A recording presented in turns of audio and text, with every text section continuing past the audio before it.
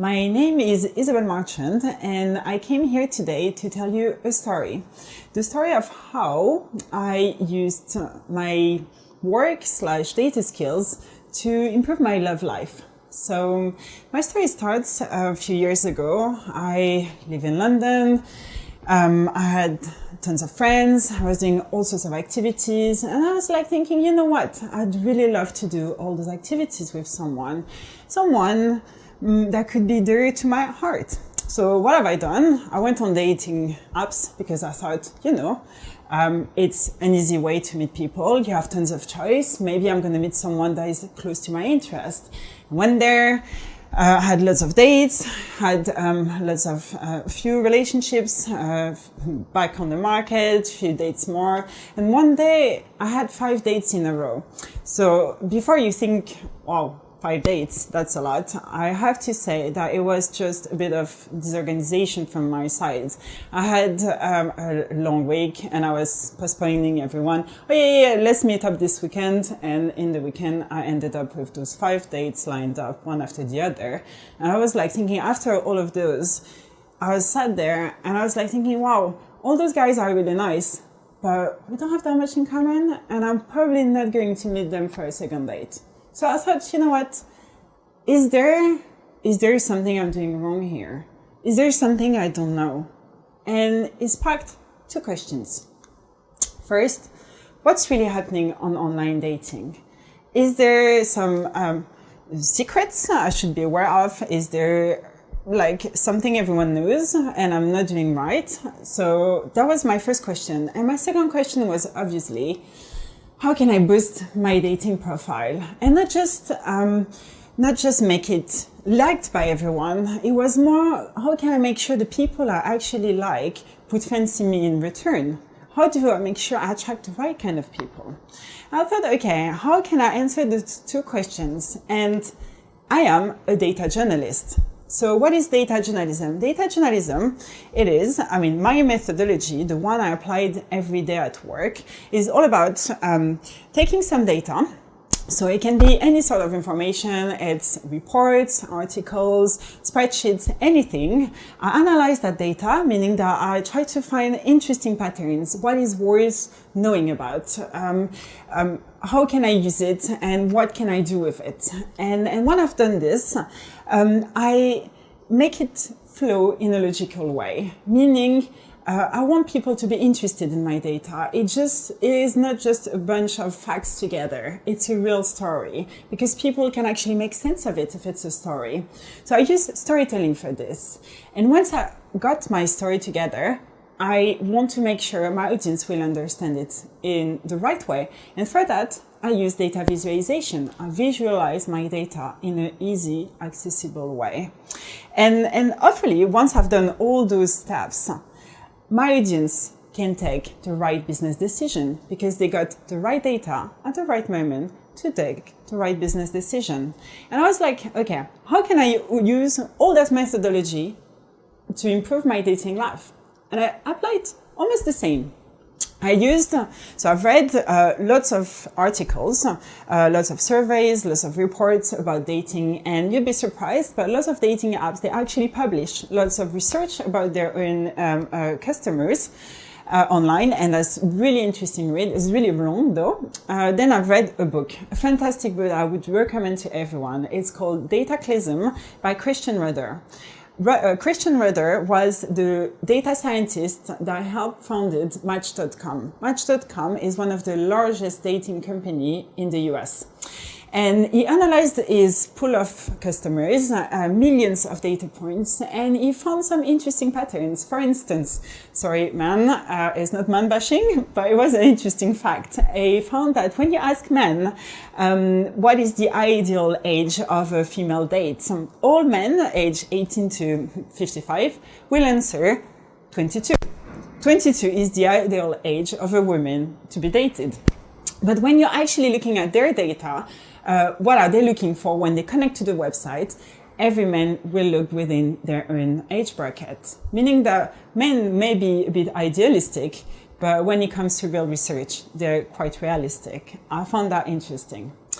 Then I've watched few TED Talks. One what's called The Mathematics of Love by Anna Fry. The other one was by Amy Weber, and it was called How I Hacked Online Dating. And both of them, they found mathematical ways of improving their chances. And I was just like, wow, can I take all those inputs, all that data I've read, I've watched, and I've listened to, and use it? And you know what?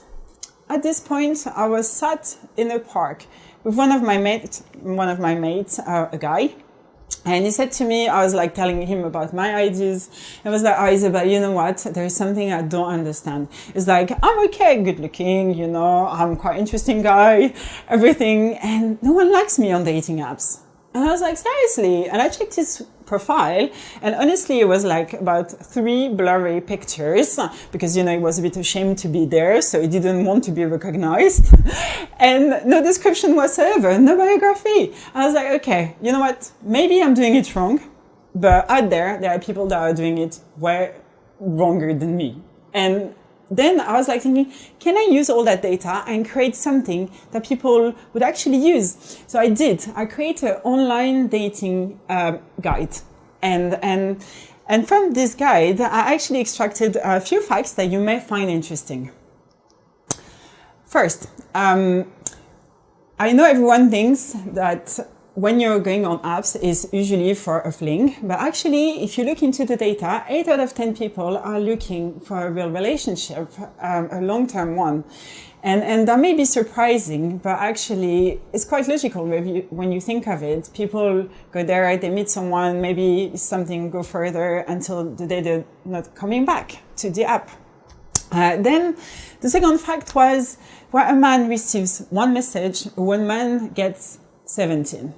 So very unfair, you're going to tell me. But if you think at real life, it's less surprising because in my culture, and I'm French, men tend to go to women. They tend to talk first to them.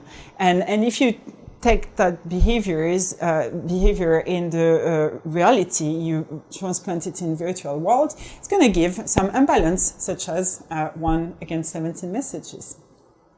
Okay, what else?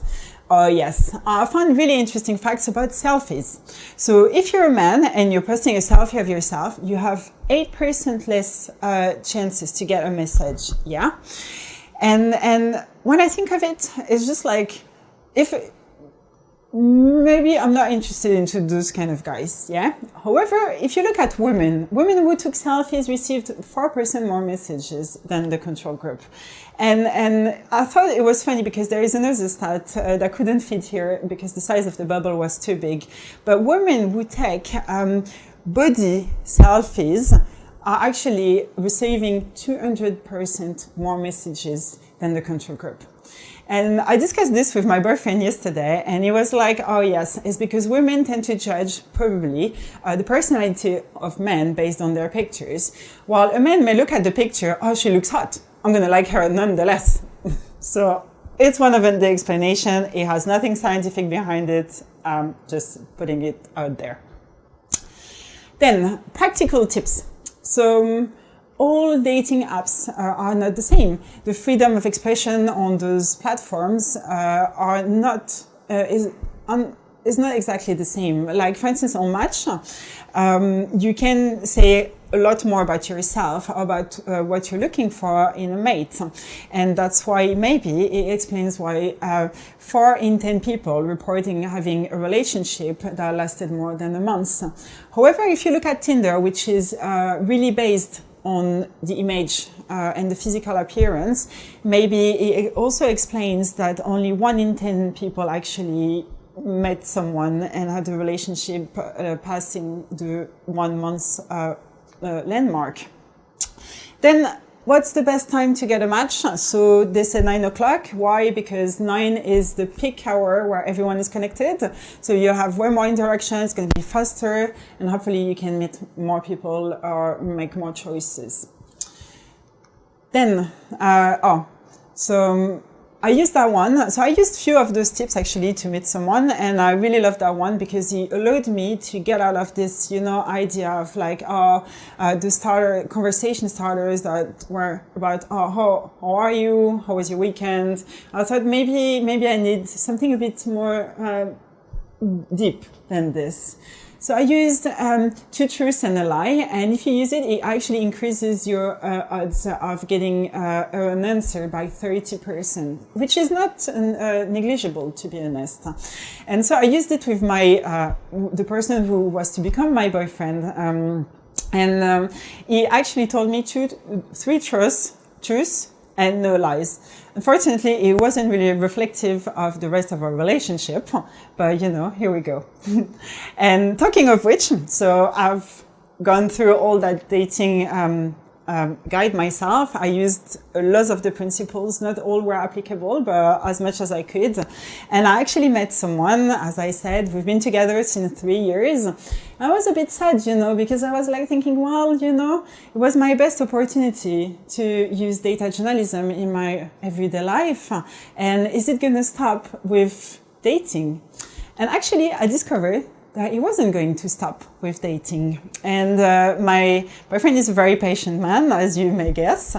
And I actually mapped all of our events in 3 years. And I can tell you a bit more. I used the Google Calendar.